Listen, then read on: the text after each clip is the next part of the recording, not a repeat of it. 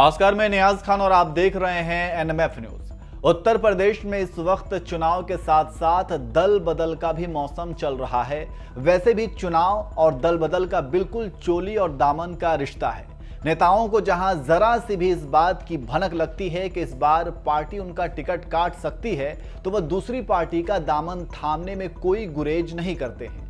जहां स्वामी प्रसाद मौर्य, दारा सिंह जैसे बड़े बड़े नेताओं ने बीजेपी का साथ छोड़कर साइकिल पर सवार हो गए, तो वहीं मुलायम सिंह की छोटी बहू अपर्णा यादव ने साइकिल छोड़कर कमल पकड़ लिया। नेताओं के दल बदल के साथ ही बयानबाजी और आरोप प्रत्यारोप भी बढ़ते ही जा रहे हैं।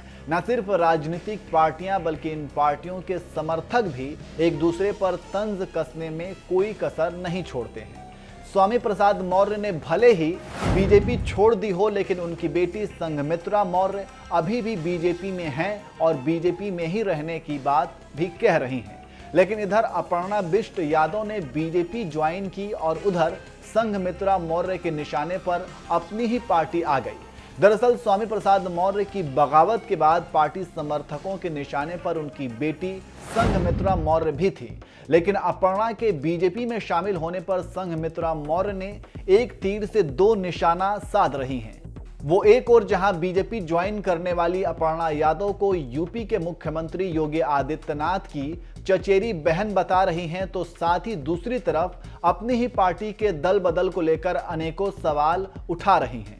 अपनी ही पार्टी को निशाने पर लेते हुए संघमित्रा मौर्य ने फेसबुक पर लिखा, संस्कार शब्द अच्छा है, लेकिन संस्कार है किसके अंदर। हफ्ते भर पहले एक बेटी का पिता पार्टी बदलता है तो पुत्री पर वार हो रहा था। आज वही बहू अपने चचेरे भाई के साथ एक पार्टी से दूसरी पार्टी में आती है तो स्वागत। क्या इसको भी वर्ग से जोड़ा जाना चाहिए कि बेटी पिछड़े वर्ग की है और बहू अगड़े वर्ग की है?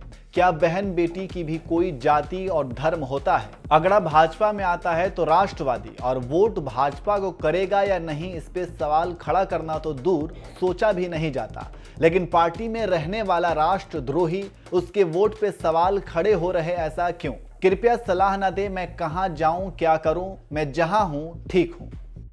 तो देखा आपने संघमित्रा मौर्य ने इस पोस्ट के जरिए कैसे अपर्णा यादव समेत खुद की पार्टी बीजेपी पर वार किया है और अपनी भावना को साझा किया।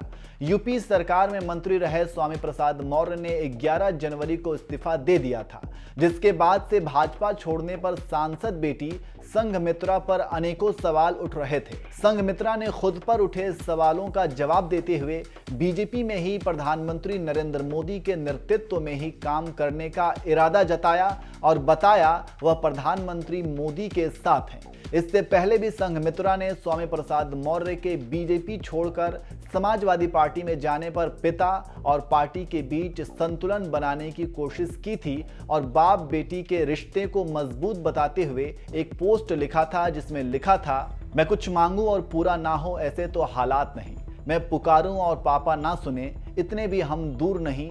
उन्होंने लिखा, पिता और बेटी का रिश्ता दुनिया का सबसे मजबूत रिश्ता है। मैं देश के प्रधानमंत्री आदरणीय नरेंद्र मोदी जी के मुझे बेटी के रूप में मेरे पिता से मांगे हुए वचन से बंधी हुई हूँ। सोशल मीडिया पर जब अशोभनीय भाषा पढ़ती हूँ तब ऐसा नहीं है जवाब नहीं दे सकती, ऐसा भी नहीं है फैसला नहीं ले सकती, लेकिन तभी आदरणीय प्रधानमंत्री जी के द्वारा पिताजी से बोले गए शब्द की, मौर्य जी ये बेटी अब हमारी बेटी है, ये बेटी हमने ले ली, गूंज जाते हैं। संघमित्रा आगे लिखती हैं, सांसद बनने से पहले मैं सामाजिक कार्यों में व्यस्त रहती थी। सांसद बनने के बाद अपनी जिम्मेदारियों का संसद में निर्वहन कर रही हूं और आगे भी करती रहूंगी। आपके हक के लिए लड़ने में कहीं पीछे नहीं रहूंगी। मेरे पिता मेरे अभिमान हैं, मेरे हीरो हैं। पार्टी अलग हो सकती है लेकिन पिता पुत्री नहीं। आज उत्तर प्रदेश में जो स्थिति है वो बड़बोलापन ही है, जहां एक तरफ आदरणीय मोदी जी भाजपा का बड़ा परिवार करने की बात कर रहे हैं और काम करते हैं, वहीं निचले स्तर के लोग छोटी सोच का परिचय देकर किसी को हजम नहीं करना चाहते। जय भाजपा तय भाजपा।